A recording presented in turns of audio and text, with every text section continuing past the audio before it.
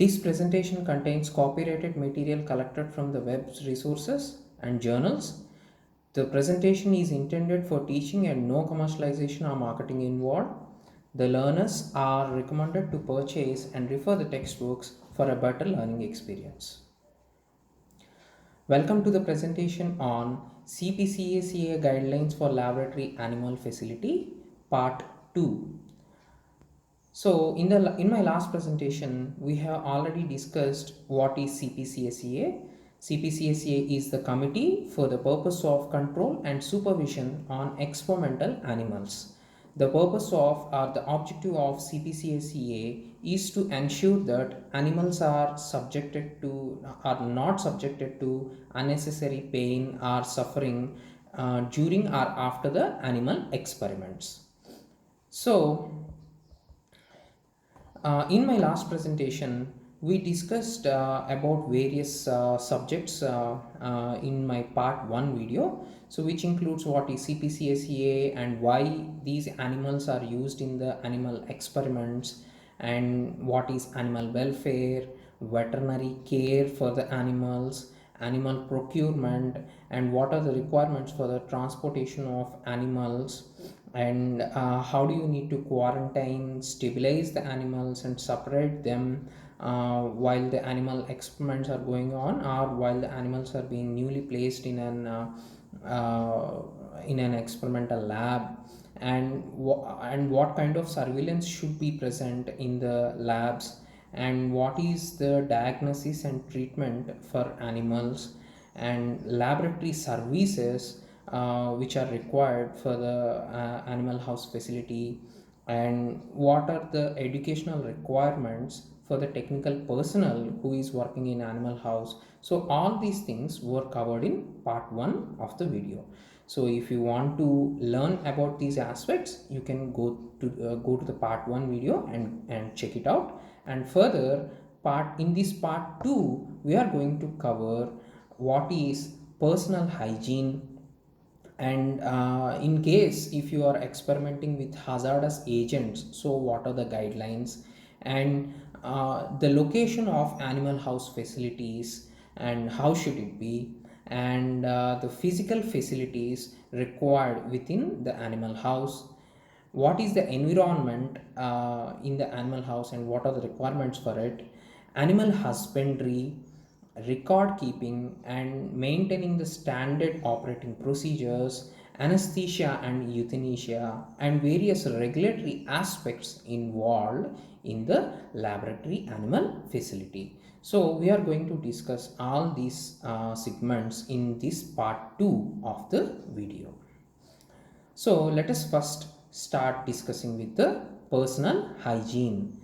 Basically, personal hygiene is a requirement for a good laboratory practice in any kind of laboratory. It is not only in an animal facility, in not only in an experimental animal facility, it is required everywhere. However, here in case of animal facility or experimental animal facility, personal hygiene would prevent any kind of zoonotic infections, so which we discussed earlier. Zoonotic infections means any kind of infections being transmitted from the animals to humans or from the humans to animals, right?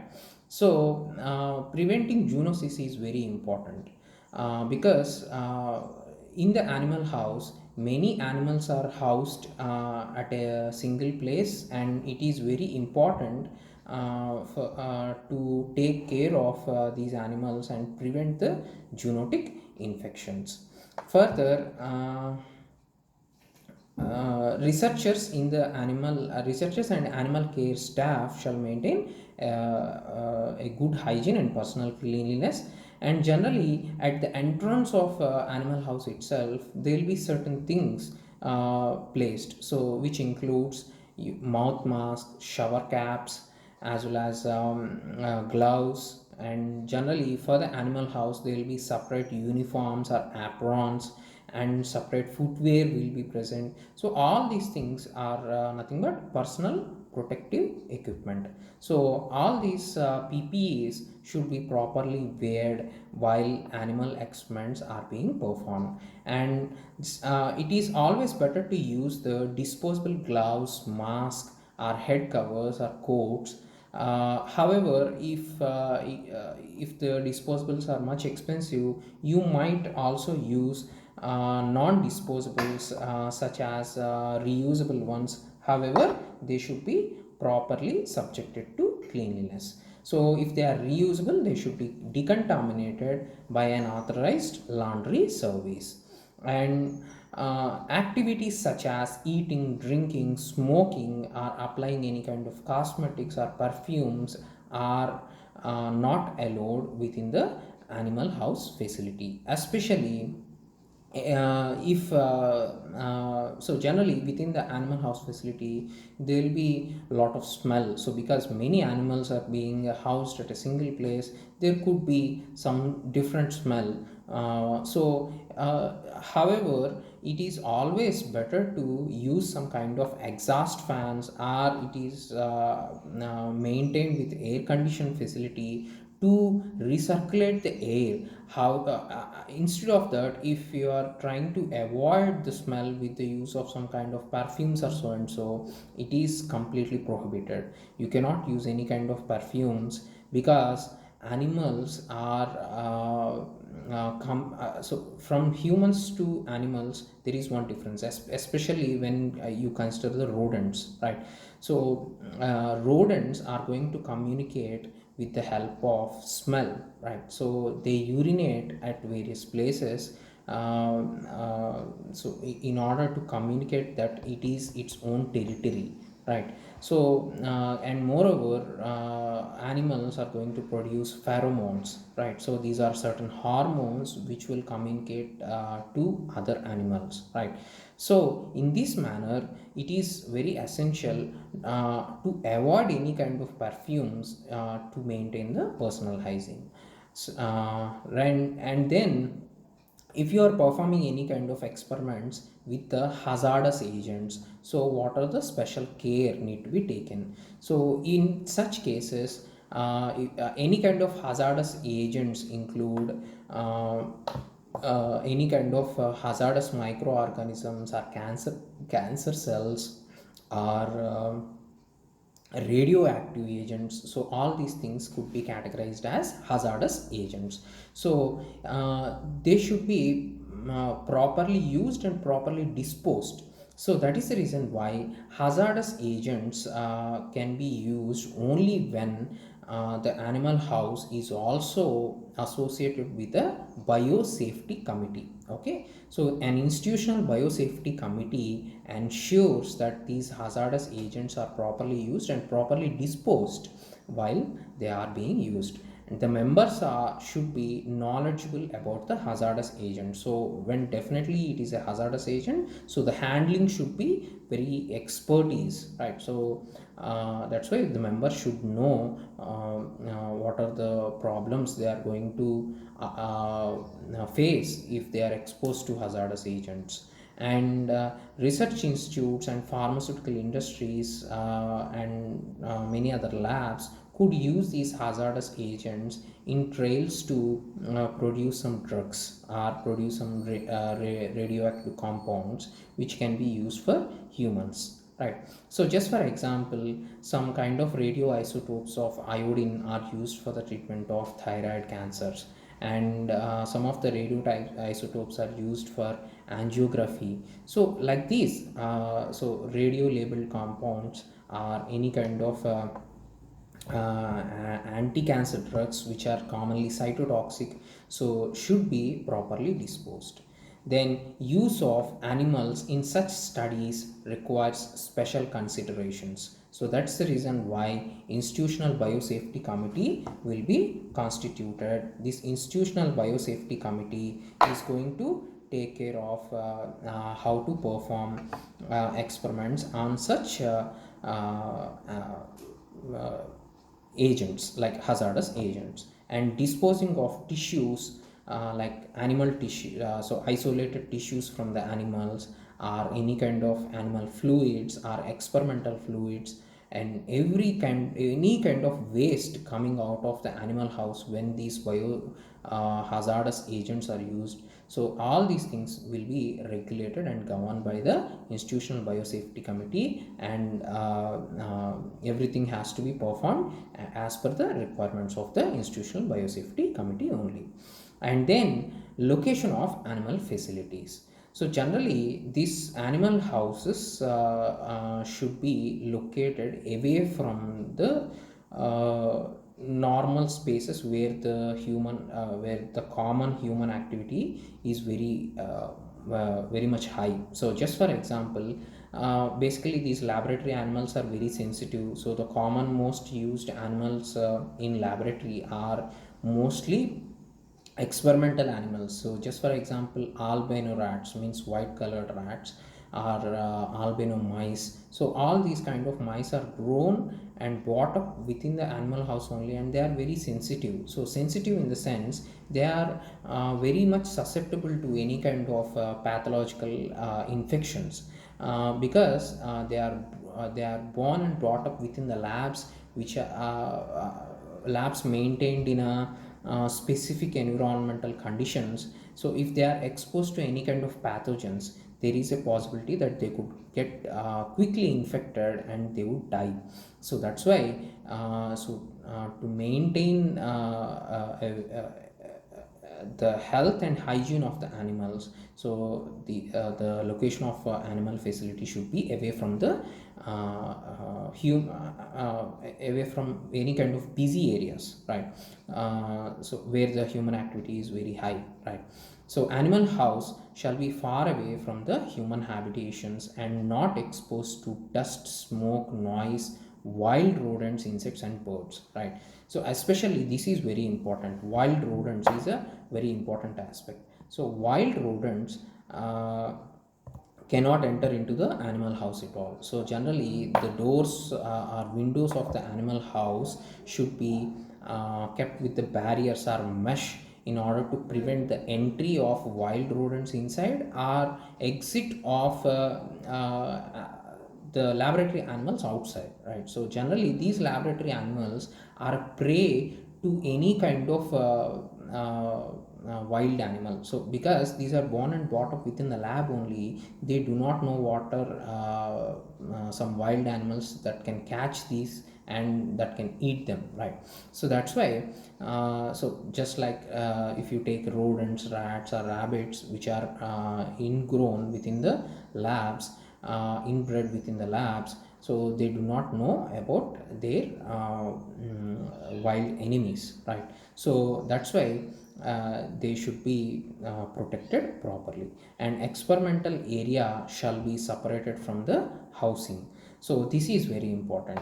In case if the experimental area is within the housing itself, so it could definitely cause some tension or aggravation within the animals. So just for example, let's say non-human primates like monkeys, or even some of the animals like dogs, cats, they can watch and observe what is happening to their other animals, right? So let's say if you are performing an animal on a monkey in front of other monkey, so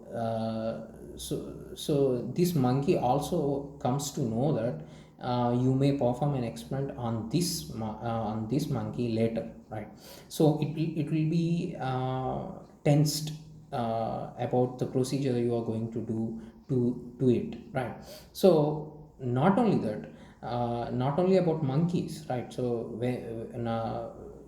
even when you take rats, like kind of rodents, right? So they are going to produce noises. So these noises may be one of the way they communicate with other rats or other mice, so which may aggravate other animals, right? Further, they also release pheromones, as I told you, whenever they supposed to when they are subjected to some kind of experimentation, generally they urinate and they defecate, right?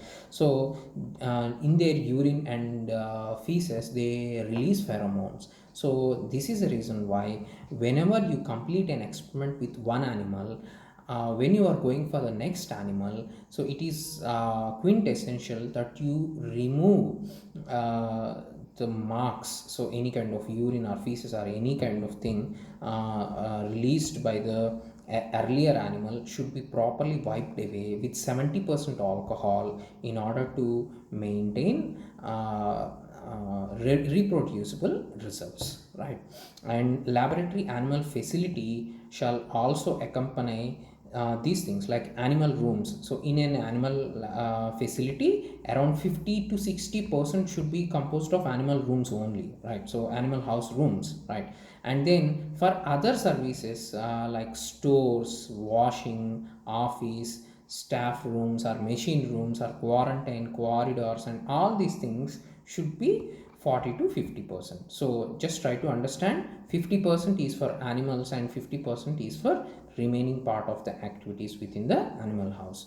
So in some of the animal houses they will just simply show a complete house of animals, and they will say that this is the whole animal house, so which is very wrong. So definitely there should be 50% of space allocated to many other activities like all these things as we just discussed. Anyway, those activities will be discussed later. And what are all the physical facilities required? So generally, so whatever we just discussed briefly, so generally these things include control of vermin. So any kind of pest should not enter inside.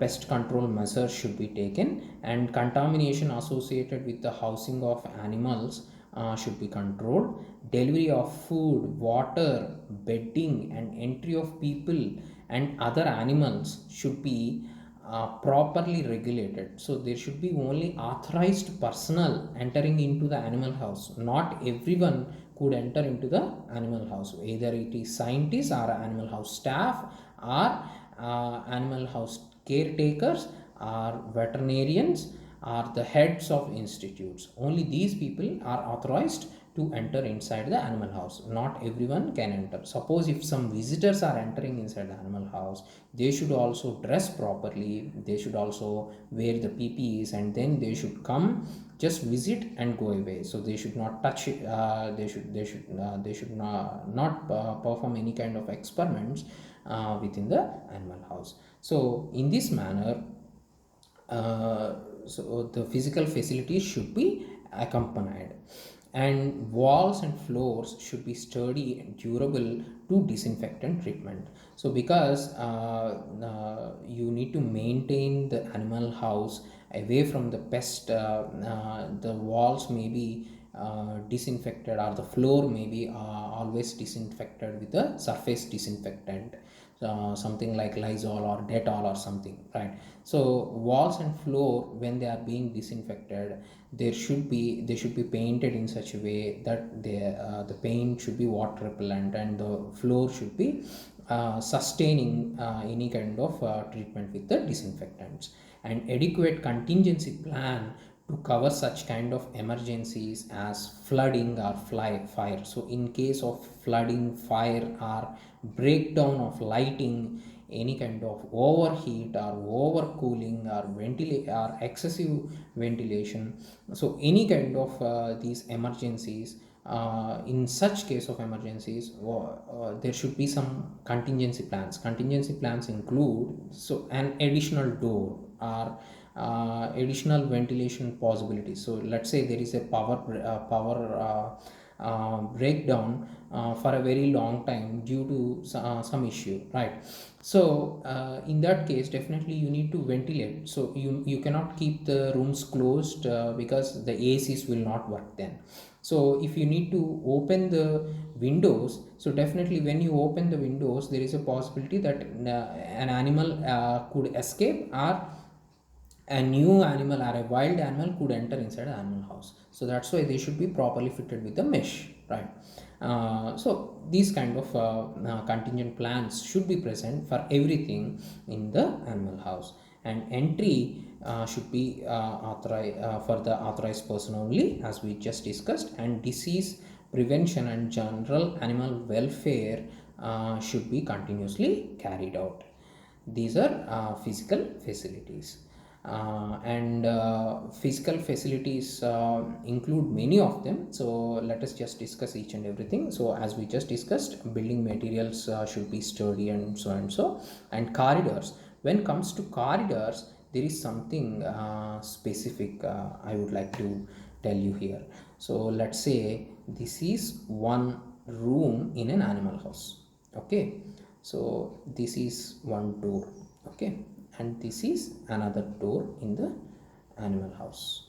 Okay, and let's say animals are housed here. Okay, so you want to enter inside the animal house, right? So generally there should be a two-way corridor model. Two-way corridor model. This is corridor 1, this is corridor 2, right? So corridor 1 is a clean corridor, and corridor 2 is called dirty corridor. Okay, so the difference between clean corridor and dirty corridor is, if a person wants to enter inside the animal house, so person wear everything like PPEs, and then gets an air shower. So earlier I shown you, so this is an example of an air shower. So this air shower is going to blow a lot of air onto the surface, so that this any kind of dust or contaminants on the dressing will be removed. Okay, so such kind of after being exposed to air shower and after dressing properly with the PPEs, a person is going to enter, right? So in the clean corridor and the dirty corridor, so for entering into the clean corridor, such kind of facility will be available, and from dirty corridor the person has to exit. This should be always like entry into the clean corridor, exit from the dirty corridor. Okay, so this two-way corridor is actually an ideal model. However, to putting two-way corridors throughout the animal house is a very expensive job. So I hope all of you know, if there are two corridors for each and every building, so the corridors themselves occupy a lot of building, right?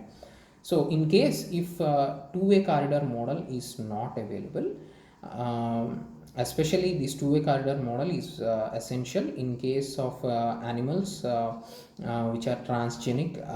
So earlier we just discussed some kind of transgenic mice or nude mice are highly susceptible because they are ethymous, right?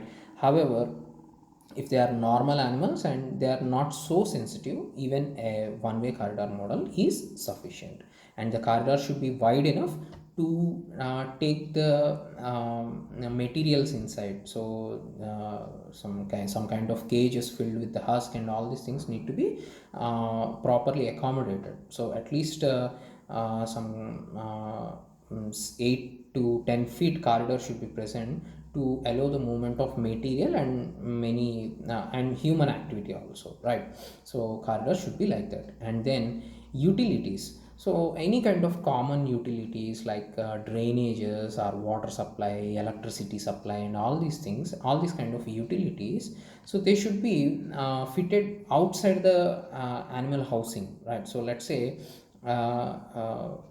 animal house lighting, switches, or any kind of water required for the animals, and all these things should be outside. So at the entry of animal room there should be switches, not inside the animal room. Okay, so the reason is, in case of any repair or so and so, the personnel do not need to enter inside, so they can repair it from the outside, and then they can go away, right? So any kind of water supply, drainage, and everything should be from the outside, not from the inside. Okay, and exterior windows, floors, and drains, so we already discussed. So exterior windows, floors, and floors should be properly fitted with the sturdy material, and they should be fitted with the mesh to prevent the entry of wild animals into.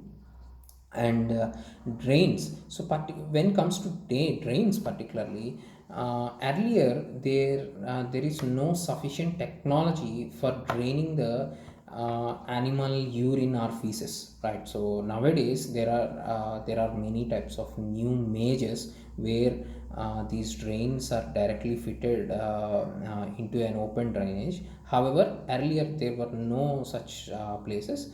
I mean, there were no such kind of mazes. So there used to be floor drainages, right? So whatever the feces or urine they do, so some kind of dogs, cats, or rabbits, right? So all this will be collected, will be on the floor only, right? So the animal housekeeper is going to drain them by pouring a lot of water, and then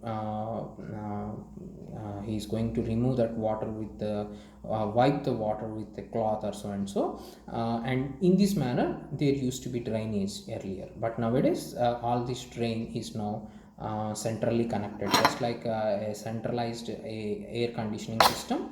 Nowadays a centralized drainage systems were also available, right? And walls and ceiling should be sturdy and able to withstand with the disinfectant treatment, which we discussed earlier. And storage areas, separate storage area should be there for each and everything. So for animals husk, feed, and any kind of animal house cages and all these things, to keep all these things, separate storage areas should be present. And facilities for sanitizing equipment and supplies, so they should be also present. And experimental area should be separate from the animal housing system, which we discussed earlier, right? So generally there are two different types of husk used, especially when it comes to rodents. So this is rice husk and this is corn husk, okay? So any kind of husk, whatever it may be, so this kind of husk need to be properly stored, and sometimes it may even need to be sterilized.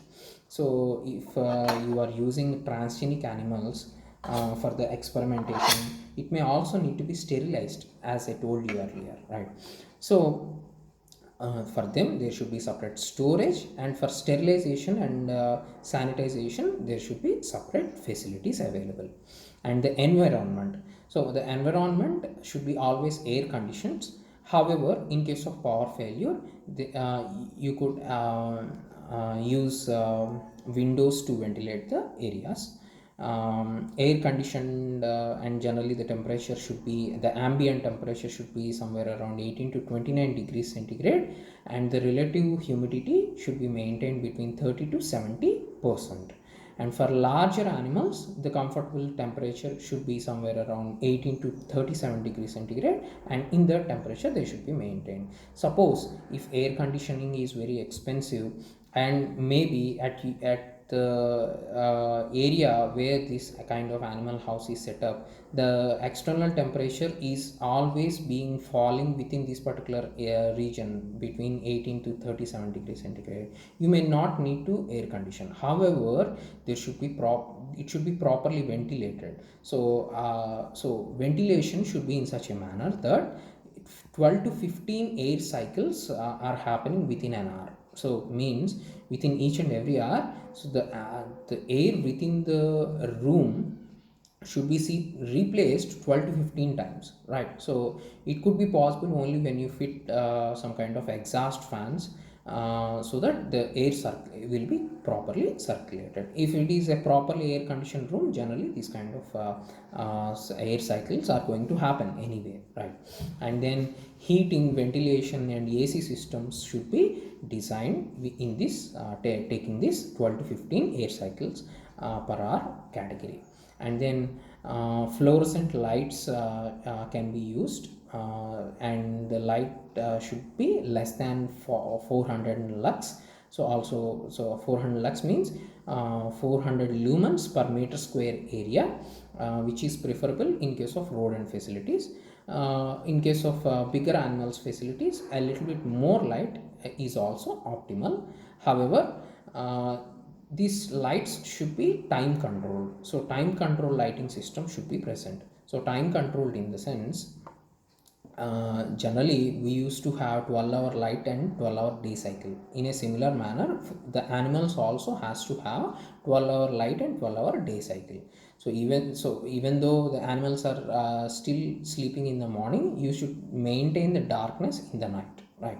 So in order to maintain that kind of 12-hour light and dark cycle, systems should be present. So diurnal lighting cycle systems should be present, and emergency power need to be made available in an event of power failure. So these are all environment. And then animal husbandry. So housing system need to facilitate the animal well-being and meet the research requirements and minimize the experimental variables. So it should facilitate a very good housing system, but still it should meet all the requirements for research. So ultimately we are housing them for the sake of research, right? So all those requirements need to be met. And housing system shall provide following things, right? Like adequate space to permit freedom of movement and normal postural adjustments, and have a resting place appropriate to the species, right?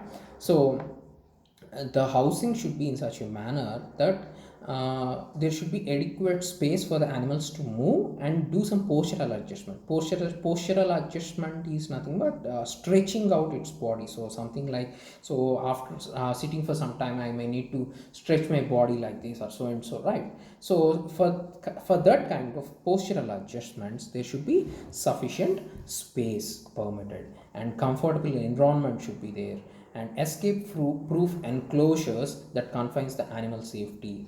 So we discussed this already. And easy access to food and water. So for each and animal, every animal cage, there should be food and water access, right? So water bottles should be kept, and food and water access should be there for each and every animal cage. And adequate ventilation, meet the biological needs of animal. Example, maintenance of body temperature, urination, defecation, and reproduction. So for all these kind of activities, so the animal husbandry need to meet the requirements of animals depending upon the species, and keep the animals dry, clean, consistent with the species requirements. So generally, because the animals are housed in a closed environment in the animal houses, so their urine, feces need to be continuously removed, and new husk need to be placed. So this we discussed earlier also. So this activity shall be repeated daily in order to maintain a hygienic environment, at the same time in order to maintain the animal house dry, clean, right? And let us see some kind of requirements based on the CPCSA guideline annexer 3, which highlights how much floor area should be present, and how much height the cages should have for housing each and every animal. So for the mice, the height of animal cages should be at least 12 centimeters, and for the rats, the height of animal cages should be 14 centimeter. And this is the floor area. So the floor area varies from the mice to rats, and it also varies depending upon the weight of animals. So anyway, if you observe these floor areas, it will be difficult for you to understand how many rats in how many cages, right? So for that, I did a small and simple calculation for you, and I'm going to show you how to house these animals. So generally, the heights of these cages would be 14 centimeter, which we discussed earlier, and the width is also constant. Generally it is 28 centimeter, and the length is generally going to differ, so 41 to 43 centimeter, right? So let me take the 41 and do some calculation of floor area within this particular cage. So it comes around 11,150 to 1,200 centimeter square. So within this much particular space, how many animals can I house? So this is the answer. So if the mice are weighing less than 10 gram, you can house 29 animals in this, right? And if the rats are weighing less than 100 grams, you can house 10 animals within one cage. So similarly, if it is 100 to 200 grams, 7, 200 to 300 grams. So this is the common most experimental animal uh, usage. So generally, mice would weigh somewhere around 20 to 30 gram. So 14 mice can be housed in a single cage. And most of the experimental rats, the ideal experimental weight for these rats is 200 to 300 grams, right? So 6 rats can be housed in one cage. Then if the rats are weighing more than 300 gram, 300 to 400 gram, then 4 rats need to be housed in one cage. And above 400 grams, then definitely only 2 rats should be housed in these cages. So generally experimental rats will not be maintained more than 300. If they reach a weight more than 300 grams, they are not acceptable for experiments.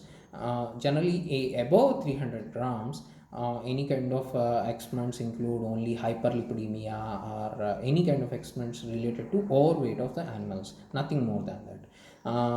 So for other type of experiments, the common most used animal weight is somewhere around 200 to 300 grams. And moreover, some bigger rats are used in case of carcinogenicity screening. So generally, if a compound, to test the compound's carcinogenic ability, the compound is tested for nearly 2 years in the rodents. So in such cases, so these rodents could grow very big in size after 2 years. That's why they may need to be housed for a very long time. That's all, right? And then record keeping. So what are all the records need to be maintained within the animal house? So those are record keeping. Animal house staff record both technical and non-technical staff. So the names and their addresses and their details, all these things need to be maintained.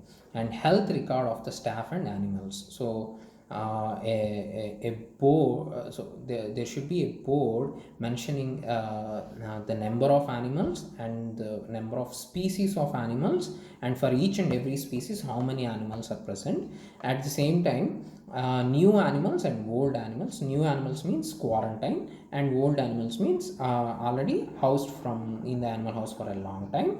At the same time, health.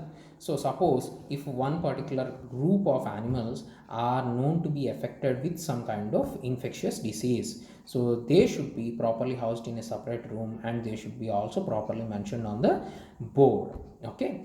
And so such kind of health record of animals as well as staff should be present.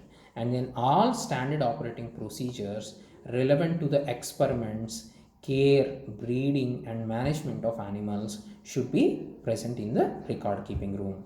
And then minutes of institutional ethics committee meetings. So institutional animal ethics committee is going to ensure that animal experiments are performed in the CPCSEA guideline purview, right? So institutional animal ethics committee is composed of many members like chairman, veterinarian, and a scientist, and then atheist. So all these people ultimately ensures that these experiments are performed as per the guidelines given by the CPCSEA, right? So institutional animal ethics committee gives an approval for the performance of an experiment. So generally biannual meetings of IAEC are going to happen in each and every institution, and during these biannual meetings they are going to discuss which proposals, which research proposals need to utilize how many animals and which species, and they are going to give approvals, right, based upon the experimental conditions given by the principal investigators, right. So these records, these minutes should be present in the recording room, record room. And then mortality post-mortem record whenever required. So so if the animals are died because of a specific condition, you have not killed them or you have not sacrificed them, willingly, so they died by themselves because of some disease. So in that case, mortality, and you should the veterinarian should also perform the post-mortem, and he should identify the reason behind the death, and so that such kind of records should be also maintained. And then number of animals used. So earlier, once let's say in my last IAEC meeting, I have been approved to take 40 animals, and I have completed my experiment. So after completing my experiment, I should also give or submit a form D, which states that I used so and so animals, so and so many number of animals. So let's say I used only 30 animals, but I have got a sanction of 40 animals. So I still have an ability to use 10 animals. So this form D should be submitted to my next IAEC meeting, and I should get an approval again for to get that 10 animals sanctioned. So like that. And then clinical record of sick animals. So if the animals are sick, so a clinical record of such sick animals are need to be maintained. So generally these are all for non-primates. Then a training record of staff involved in animal activities. So a special training record should be maintained if the staff are being trained again and again for their animal activities. And then water feed bedding materials analysis report. So frequently you need to go for the analysis of all these kind of water feed and bedding material, and so generally they include microbial analysis. So those microbial analysis reports should be maintained. And health monitoring records, as well as rehabilitation records whenever required. Suppose you used an animal for experimentation and then you rehabilitated it. Rehabilitation in the sense you left it again in the wild. So in that case, how did you perform that rehabilitation? So that should be maintained as a record. So all these records need to be kept. And then standard operating procedures. So there are specific standard operating procedures given for animal husbandry, animal maintenance, breeding, animal house activities, microbial testing, and experimentation. So for all these kind of activities, SOPs need to be maintained. Okay, so what are the contents of an SOP? So whoever created this SOP, so for each and every lab, so this procedure is going to differ. So generally there are some SOPs devised and released as guidelines by the CPCSEA. However, you cannot directly use those guidelines in your animal house. For your animal house, you need to create a new SOP based upon your animal house conditions. Okay, so whoever creates that will become the author of that SOP. So name of the author and title of SOP. So based on each and every standard operating procedure, so you need to mention the title and date of approval. So generally the head of institution is going, or the head of that particular department is going to approve that SOP if it is correct. Then that date of approval and reference of previous SOP on the same subject and date. So generally these SOPs need to be renewed again and again, depending upon the new technologies or any kind of new ways happening within the animal house. So let's say earlier there used to be normal incandescent bulbs. So now there are LED bulbs coming, right? So let's say now LED bulbs are there. Earlier incandescent bulbs are there. So maybe earlier these incandescent bulbs produces a lot of heat, and that's why AC need to be switched on at 18 degrees centigrade. But now LED bulbs do not produce heat. So even if AC is maintained at 20 degrees centigrade, that is sufficient. So like that. So from each and every change, the SOP also changes, right? So these changes need to be recorded properly. Then location and distribution of SOPs with sign of each recipient. So where these SOPs are displayed, so that location should be also mentioned. And objectives of SOP and detailed information of instruments used in relation with animals with methodology. So for each and every instrument used in the experimentation, there should be SOP, right? So this SOP should contain any kind of details like model number, serial number of that instrument, and date of commissioning that instrument, and so and so, right? So generally some instruments are decommissioned also, right? So decommissioned in the sense, so certain obsolete technologies like earlier there used to be manual so what's that, microtome is an instrument which is used for slicing the tissue samples. So for the sake of histopathology, you need to slice the tissues, right? So for slicing of that, there used to be manual microtomes, but nowadays there are motorized rotor microtomes. So means after you keep the tissue sample over there in the microtome, it cuts by itself. So there will be a motor which exactly cuts the thin sections by itself. Suppose the old one is decommissioned, means it is not used right now.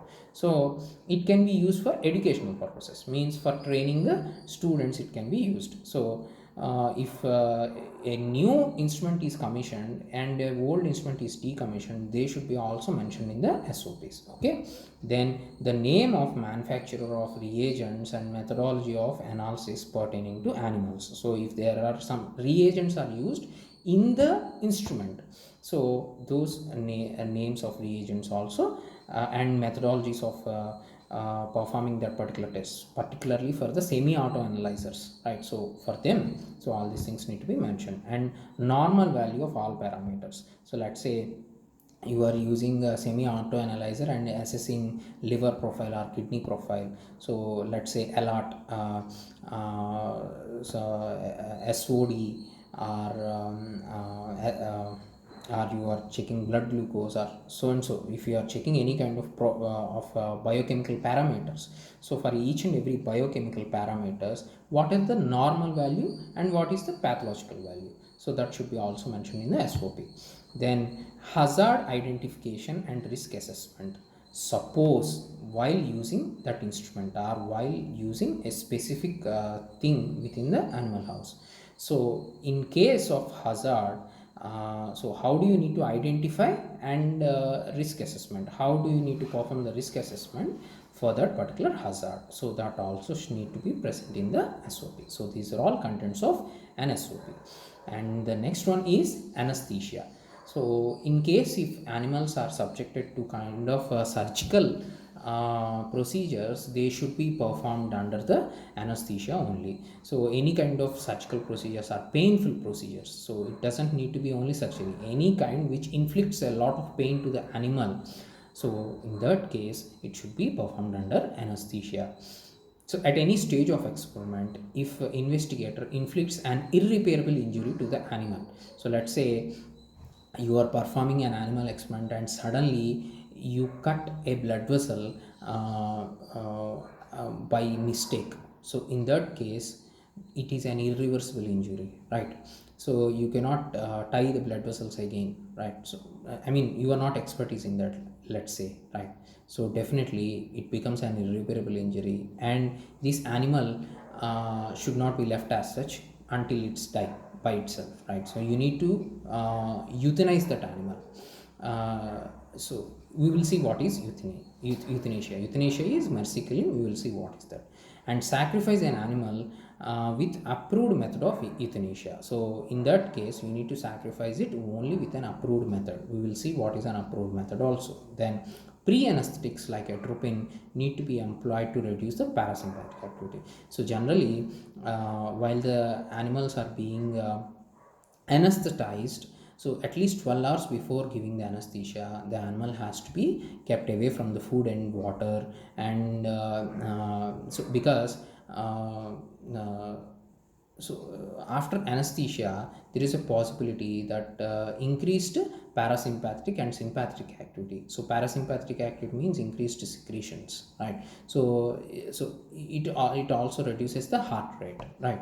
And while anesthetics are administered, they also reduces the heart rate, so which may cause cardiac arrest, right? So that's why in order to prevent that, Generally pre-anesthetic medication kind of atropine will be administered prior to the experiment, right?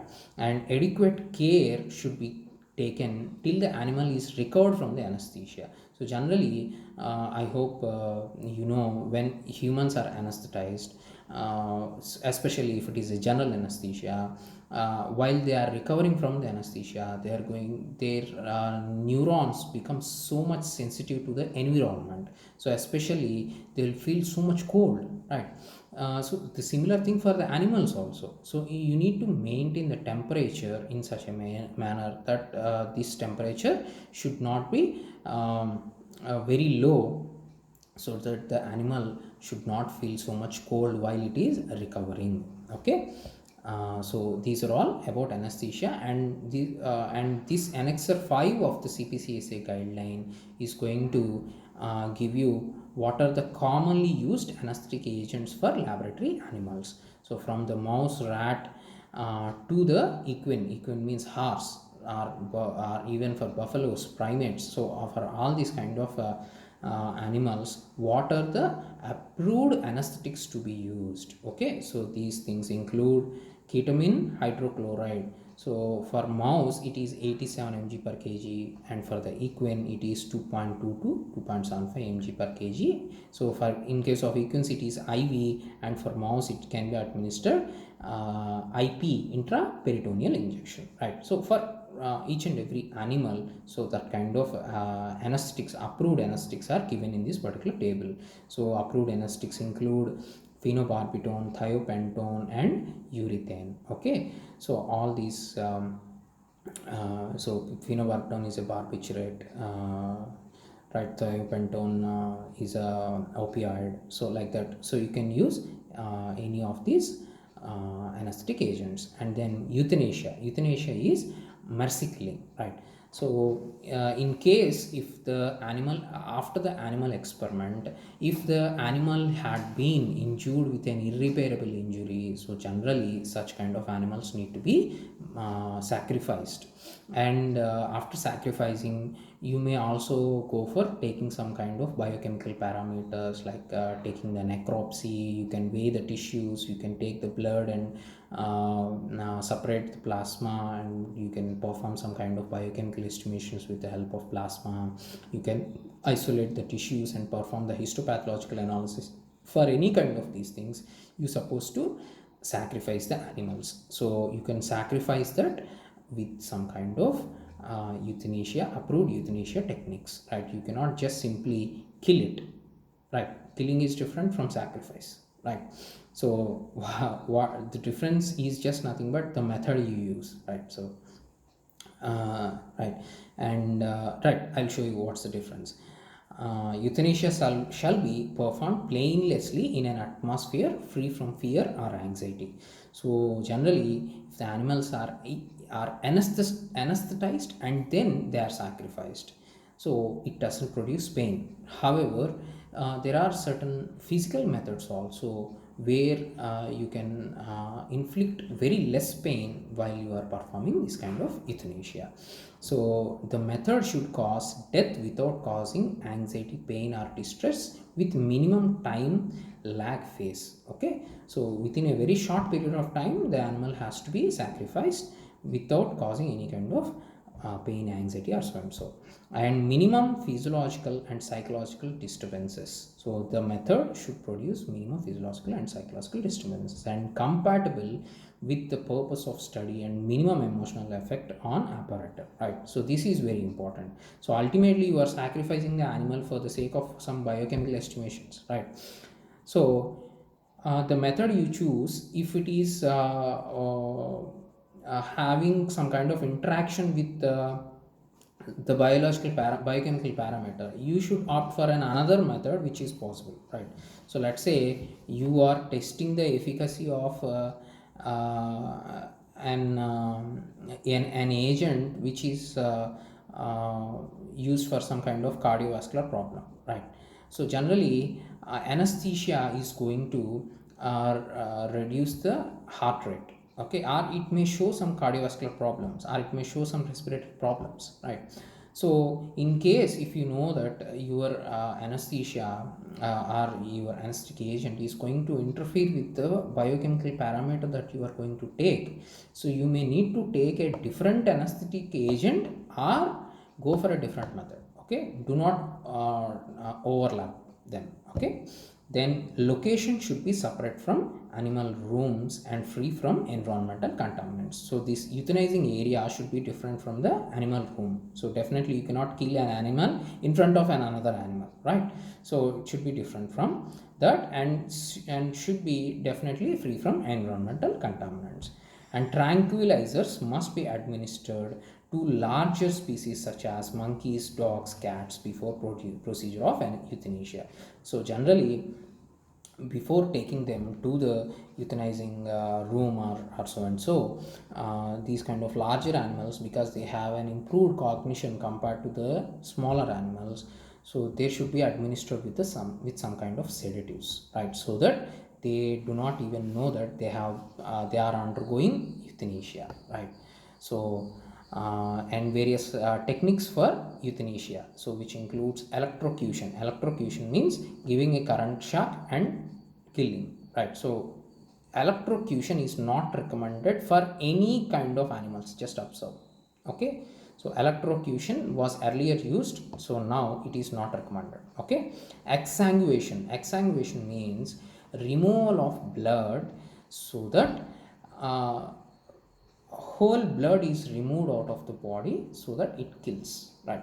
So exsanguation is recommended for rats, hamsters, guinea pigs, rabbits and cats, not for mouse as well as dogs or primates. Okay, so exsanguation can be performed under anesthesia. You can drain the blood by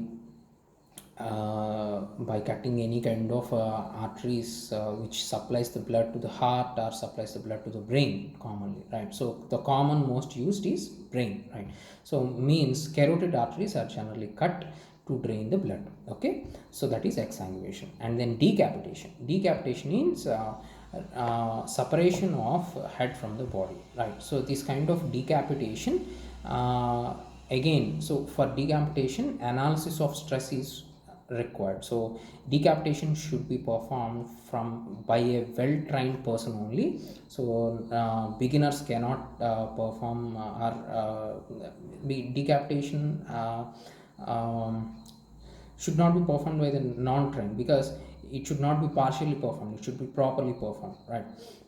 Cervical dislocation and decapitation can be performed only by the trained individuals, and they are approved only for the mouse, rats and hamsters, not for the bigger animals, because this is a difficult procedure for the bigger animals, definitely. So and so these are the physical methods. So generally physical methods need to be avoided. However, as we told you earlier, as we discussed earlier, in case if chemical methods or inhalation methods are overlapping with the overall objective of the experiment, so then you may need to go for the physical method, right? So inhalation of gases such as carbon monoxide, carbon dioxide, and chloroform and halothane, these are some approved methods for inhalation, right? So in fact inhalational anesthetics are also administered, like halothane is an inhalational anesthetic. Okay, and drug administration, so drugs such as barbiturates, chloral hydrate, ketamine and sodium pentothal can be administered in animals to sacrifice them. So except chloral hydrate, so try to understand this thing, this is very important. Chloral hydrate is an euthanizing agent, so try to observe, it is not mentioned in the approved anesthetic agents. So there are certain people who still uses chloral hydrate as an anesthetic. Chloral hydrate is not an anesthetic agent, it is an euthanizing agent, right? So overdose of chloral hydrate can be used again in the rabbits, cats, dogs, and primates, not in the rodents. So again, most of the animal houses are going to house the rodents, especially at the institutional level, and they are going to use chloral hydrate, considering it is cheap. In fact, nowadays chloral hydrate is banned also, right? However, wherever it is available illegally, they are going to procure and use chloral hydrate as an anesthesia, which is very wrong, right? So you should use chloral hydrate only for the euthanasia, and again only for the bigger animals, not for the rodents. Okay, then so these are all various approved euthanasia techniques. And the most important thing is laboratory animal ethics, right? So there should be animal ethics. So each and every personnel working with the laboratory animals has to have the ethics, right? So after all these animals are being inflicted with the pain, or they are going on, they are undergoing stress, or they are being sacrificed ultimately for the sake of human benefit, not for the sake of animal benefit. Okay, so while the animals are being sacrificed for the human benefit, if you are also being inhuman with the animals, it is definitely a heinous, right? So it is definitely not acceptable by the society, right? So that's why all scientists working within the laboratory animals facility, right, so they must have deep ethical consideration for the animals, right? So while you are being experimenting with the animals, look at them with some compassion. Okay, so don't try to torture them, right? Moreover, even if many standard operating procedures are employed, so it differs from person to person. So until you think that ethics need to be applied, you wouldn't be able to do it, right? So it is important that all these considerations need to be taken at the individual level. So when at individual level, if you are taking about the ethics, then so let's say at the individual level, if a teacher is taking care of ethics, all the students will take care of it.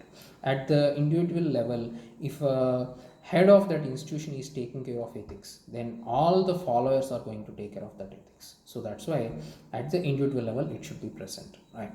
And then the last and most important part of the presentation, regulatory aspects, right? So basically this all this thing has come from the Prevention of Cruelty to Animals Act, PCA Act, which is constituted in 1960. From this particular thing, so CPCSA was established. So the basic objective of this PCA Act was to prevent the infliction of unnecessary pain or suffering to the animals. Okay, and then CPCSA was established under this PCA Act in section 15(1), and further CPCSA formulated many other rules. So for example, it formulated a rule, so breeding and experimentation of animals, so nothing but control and supervision on experimental animals, right? So these rules are formulated in 1998 and amended in 2002 and 2006 also, which I discussed at the beginning of my presentation. And under the provisions of these rules, any kind of establishments or whoever is engaged in biomedical research, so such people need to get themselves registered in the CPCSA, and they should constitute an institutional animal ethics committee, and they should perform all their activities as per the guidelines given by the CPCSA. So there are many guidelines issued by CPCSA, which includes guidelines for laboratory animal facility 2015. So whatever the guidelines we are just discussing are this particular thing, right? And guidelines for reuse and rehabilitation of dogs. So in case if dogs are used as experimental animals, particularly for pharmacokinetic students, dogs are kinetic studies, dogs are used. So in that case, how to reuse them or rehabilitate them. So means again leave them in the wild. Then guidelines for constitution or reconstitution of institutional animal ethics committee. So if a new animal ethics committee need to be constituted in a new institute, how to do it? Or an old IAEC need to be renewed. How to do it, right? And then SOPs for Institutional Animal Ethics Committee. Okay, how this IAEC need to be run. So the functionality he is given as an SOP by the CPCSA. And then care and management of equines used in the production of biologicals. Generally, horses are used in the production of biologicals such as vaccines, okay, and also antidotes, right? So the serum or the plasma of these so generally serum, the serum is collected from the horses after injecting some kind of toxins, and this serum is used for the human benefits, right? So generally as antitoxins, right? So what are the care and management need to be taken for that kind of horses used as animals for the production of biologicals? So that is given also as a CPCSA guideline. And then guidelines on the regulation of scientific experiments on animals. So if we are performing any kind of scientific experiments on animals, so then what are all the regulations and guidelines need to be followed? All these guidelines have been given in the CPCSA website. You can follow that using this particular link also, right? And so these are all various CPCSA guidelines. If you have any kind of doubts or related to, it could be related to this particular guideline, or it could be related to any kind of experimental procedures, so you can contact me. I am Dr. Santivardhan Chini, Associate Professor of Pharmacology, Raghavendra Institute of Pharmaceutical Education and Research, Anantapur, Andhra Pradesh. You can ping me on my mail, or you can put an comment to this particular YouTube video, or whatever it may be. Thank you for your patient listening of this lengthy presentation. So all the best.